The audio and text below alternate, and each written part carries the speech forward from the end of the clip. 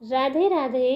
श्रावण मास की अत्यंत पवित्र पुत्रदा एकादशी इस बार आ रही है 5 अगस्त 2025 दिन मंगलवार। इस एकादशी को पवित्रोपना एकादशी के नाम से भी जानते हैं और ये सावन मास में शुक्ल पक्ष में आने वाली अत्यंत विशेष एकादशी है। हम आपके समय का महत्व समझते हैं, इसलिए वीडियो की शुरुआत में ही हमने आने वाली पुत्रदा एकादशी की तारीख आपको बता दी।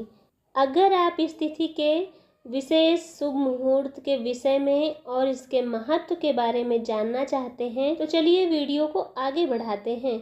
और आज के इस वीडियो में हम जानते हैं विस्तार से कि आने वाली पुत्रदा एकादशी या पवित्रोपना एकादशी किस दिन आ रही है, इस दिन के शुभ मुहूर्त में कौन सी तिथि है, इस एकादशी व्रत का पारण हमें कैसे करना है और इसका समय कब है। अगले दिन प्रदोष का व्रत है तो इस व्रत का पालन आप कैसे कर सकते हैं। और इसी एकादशी से एक विशेष त्यौहार भी शुरू हो रहा है और वो कौन सा है, इन सभी बातों पर आज के इस वीडियो में हम चर्चा करने वाले हैं। पुत्रदा एकादशी कब है, ये वीडियो आरंभ करते हैं। इस बार सावन मास के शुक्ल पक्ष की एकादशी, जिसे श्रावण पुत्रदा एकादशी कहते हैं, वो आ रही है 5 अगस्त 2025 दिन मंगलवार। एकादशी तिथि का आरंभ हो जाएगा 4 अगस्त 2025 सोमवार के दिन दोपहर में 11:41 से और ये एकादशी तिथि पूर्ण होगी 5 अगस्त 2025 दिन मंगलवार दोपहर 1:12 पर। इसलिए इसकी उदया तिथि के अनुसार हम एकादशी का पालन करेंगे 5 अगस्त मंगलवार के दिन। और इस बार की एकादशी में दोपहर तक एकादशी तिथि विद्यमान है, उसके बाद द्वादशी तिथि आरंभ हो जाएगी। एकादशी के दिन प्रातः ब्रह्म मुहूर्त का समय रहेगा 4:20 से लेकर 5:02 के बीच में। सूर्योदय होगा सुबह 5:45 पर। शाम को सूर्यास्त का समय रहेगा 7:09 पर। प्रातः काल में भगवान श्री विष्णु की पूजा अर्चना आप कर सकते हैं सुबह 4:41 से लेकर 5:45 के बीच में। और संध्या काल में भगवान श्री हरि की पूजा करने का समय रहेगा 7:09 से लेकर 8:13 तक। इस दिन विशेष रवि योग भी बन रहा है जो सुबह 5:45 से आरंभ हो जाएगा और दोपहर 11:23 तक रहेगा। इस दिन अभिजीत मुहूर्त का समय है दोपहर 12 बजे से लेकर 12:54 तक और विजय मुहूर्त का समय है दोपहर 2:41 से 3:35 के बीच।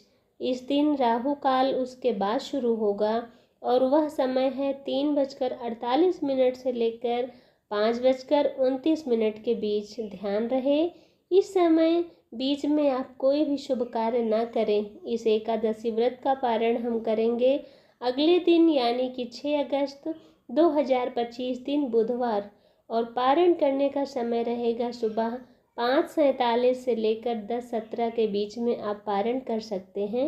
इस बार आने वाली एकादशी महत्वपूर्ण है इसलिए क्योंकि यह सावन मास की दूसरी एकादशी और चतुर्मास के अत्यंत पवित्र समय में आई है। इस समय में किया गया कोई भी धार्मिक कार्य, जप तप और दान उन सब व्यक्तियों को अनेक गुना फल प्रदान करता है।